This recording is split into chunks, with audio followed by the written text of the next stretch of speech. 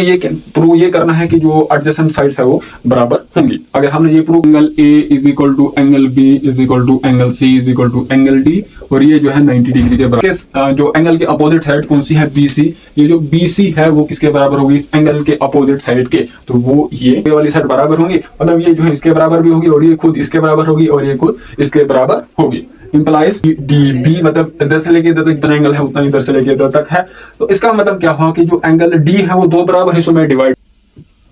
Question एक हमारे पास इस तरीके से दिया गया है कि जो एबीसीडी यहाँ पर एक रेक्टेंगल है जिसमें से जो एसी डायगोनल है, ये वाला जो एसी डायगोनल है वो इस एंगल ए को भी बाइसेक्ट करता है और एंगल सी को भी बाइसेक्ट करता है। तो बाइसेक्ट करने का मतलब क्या होगा कि जो एंगल जितना भी ये एंगल ए होगा उसको ये एसी दो बराबर हिस्सों में डिवाइड करेगा। अगर यहाँ से लेके यहाँ तक 15 है तो इधर से लेके इधर तक भी 15 ही होगा। वैसे ही इधर से लेके इधर अगर 30 है तो बचा हुआ भी 30 ही होगा, 30 ही होगा। तो हमें ये शो करना है कि जो एबीसीडी है ये एक स्क्वायर है और उसके साथ साथ जो बीडी है वो एक डायगोनल बीडी है, वो हमें शो करना है कि इस डी को भी बाइसेक्ट करता है और बी को भी बाइसेक्ट करता है। तो पहला वाला पार्ट हमें इसको शो करना है कि स्क्वायर है। तो स्क्वायर हम इसको कैसे शो करेंगे, हमारे पास स्क्वायर की जो प्रॉपर्टीज होती है, एक तो क्या होता है हर एक साइड एक दूसरे के बराबर होती है और हर एक इंटीरियर एंगल या फिर इंटरनल एंगल जो है 90 के बराबर होता है। वैसे रेक्टेंगल में क्या होता है कि हर एक जो इंटरनल एंगल है वो 90 के बराबर होता है। मतलब वो वाली चीज तो हमें यहाँ पर प्रूव नहीं करनी है कि एंगल हर एक एंगल को हमने 90 डिग्री के बराबर प्रूव करना है, वो चीज वहीं से दिया गया है क्योंकि ये रेक्टेंगल है।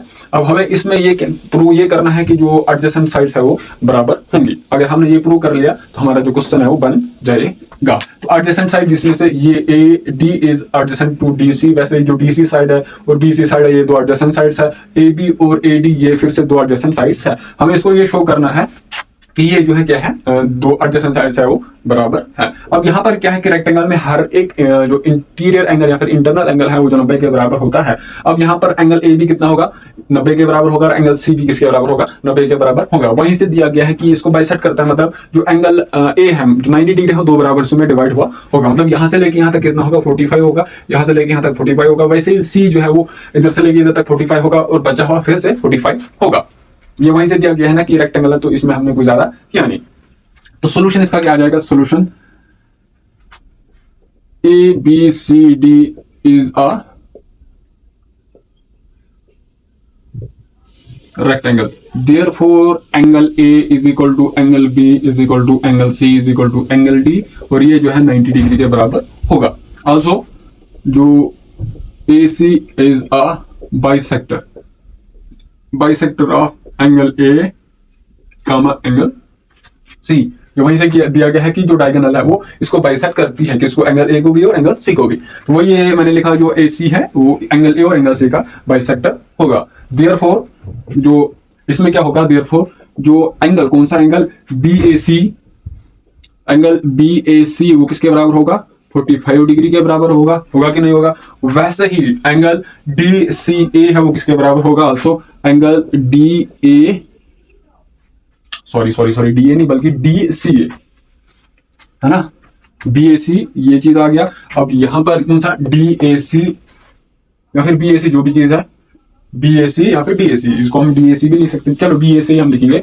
जो बी ए सी है वो 45 डिग्री के बराबर होगा, है ना, इधर से लेके इधर 45, इधर से लेके इधर 45। तो जब इन दो को हम समा करेंगे तो 90 डिग्री के बराबर आना चाहिए। वैसे ही यहाँ पर हम देखेंगे तो बी सी ए है वो भी 45 होगा और नीचे वाला भी 45 ही होगा। सो एंगल बी सी ए है, बी सी ए है ये 45 डिग्री के बराबर होगा। तो ये कहां पर होगा, एक तो ये 45 होगा और एक ये 45 होगा, है ना, 45 होगा ये।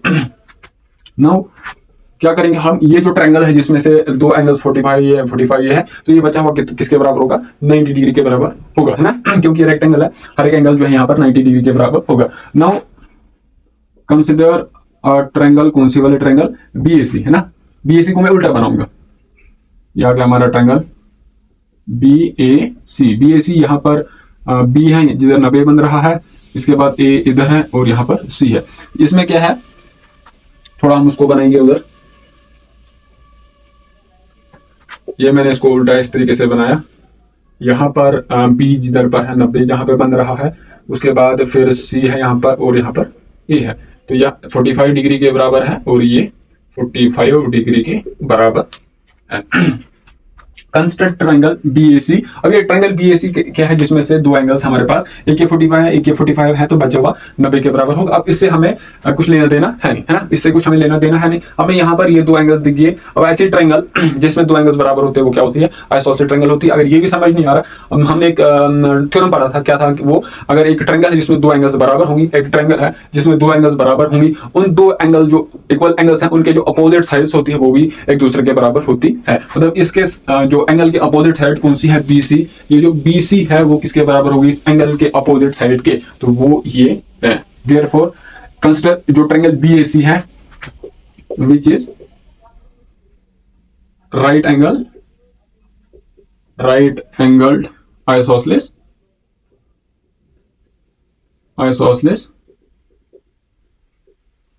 triangle.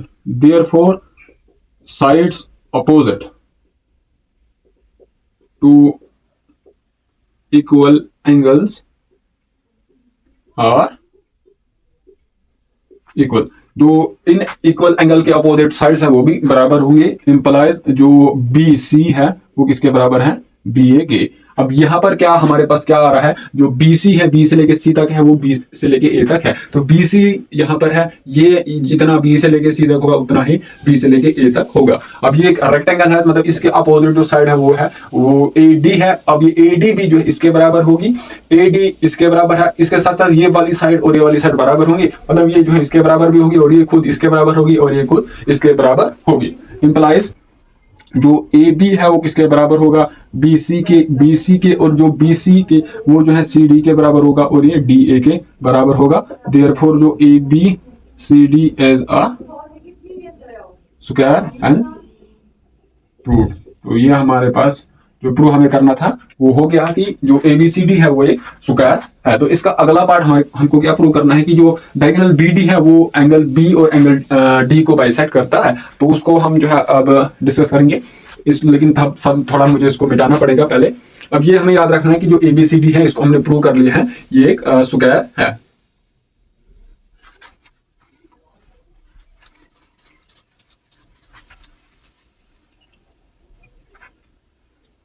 ABCD is a square. अब अगर ये स्क्वायर है, अब इसमें नाउ ड्रा ए डायगोनल,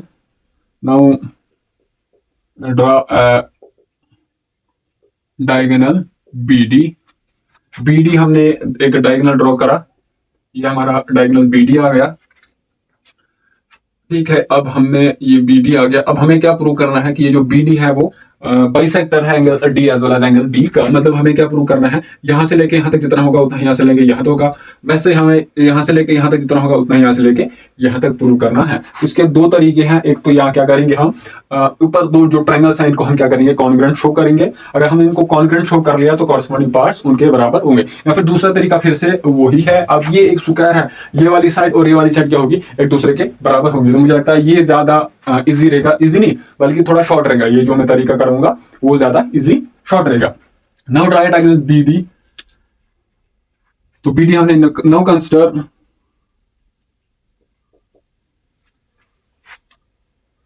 नहीं, इससे क्या होगा, थोड़ा सा मुझे लगता है थोड़ा समझने में आपको मसला होगा।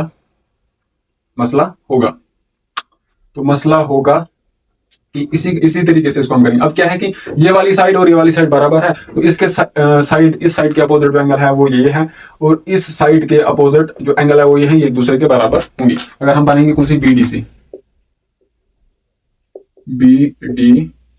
क्या है, ये वाली साइड और ये वाली साइड एक दूसरे के बराबर है। इसके अपोजिट जो एंगल है वो ये है, और इसके अपोजिट जो एंगल है वो ये है। ये वाला एंगल और ये वाला एंगल बराबर है। अब ये जो यहाँ पर एंगल है वो 90 डिग्री के बराबर है। ये वाला एंगल प्लस ये वाला एंगल वो किसके बराबर होना चाहिए, 180 डिग्री। और इसके साथ साथ तो हम वो वाली property sum of interior angle of triangle is equal to 180 degree वो भी यहाँ पर अप्लाई कर सकते हैं। तो हमें जो है वहां से क्या मिलेगा कि एक एंगल का वैल्यू हमें उतना मिलेगा, मतलब तो वही हम करेंगे। अगर नहीं तो इसको हम रहने देते हैं, हम जो है वो कॉन्ग्रुएंट से इसको शो करेंगे कि ये दो ट्रायंगल्स जो है वो कॉन्ग्रुएंट है। ठीक है, नाउ कंसीडर ए ट्रायंगल, कौन सी वाली triangle, BDC ABD triangle ABDCD या फिर BDC। तो ये दो ट्रायंगल्स हम बनाएंगे। एक तो ये है हमारे पास, यहाँ पर B है, यहाँ पर C है, यहाँ पर D है। वैसे ही यहाँ मैं एक और कंसिडर करूंगा, यहाँ पर B है, यहाँ पर D है और यहाँ पर A है। तो इसमें क्या होगा कि जो B है वो B को करस्पॉन्ड करेगा, D जो है वो मतलब BD जो है वो BD के बराबर होगा। तो हम पहले इसमें लेंगे, जो BD है वो BD के बराबर होगा। इस वाले ट्रायंगल में जो BD है वो इस वाले ट्रायंगल में जो BD के बराबर होगा। ये जो है कॉमन होगा दोनों में, क्योंकि क्या, बल्कि ये कॉमन है ना दोनों ट्रायंगल्स में, तो ये बराबर ही होगा। अब BD जो है BD के बराबर होगा, है ना। अब क्या होगा कि जो BA है, जो B से लेके A तक इस ट्रायंगल में बराबर होगा, B से लेके C तक, है ना। तो जो BA है वो इज इक्वल टू BC के बराबर होगा, गिवन है। क्यों? क्योंकि जो ABCD है वो एक स्क्वायर है, स्क्वायर में एडजेसेंट साइड्स बराबर होती है। तो जो BA है वो BC के बराबर होगा। तो बचा क्या हमारे पास, जो DA है वो DC के बराबर होगा। इस वाले ट्रायंगल में जो DA है वो किसके बराबर है, DC के। ये हाँ, DA is equal to DC। इस वाले ट्रायंगल में ये भी गिवन है।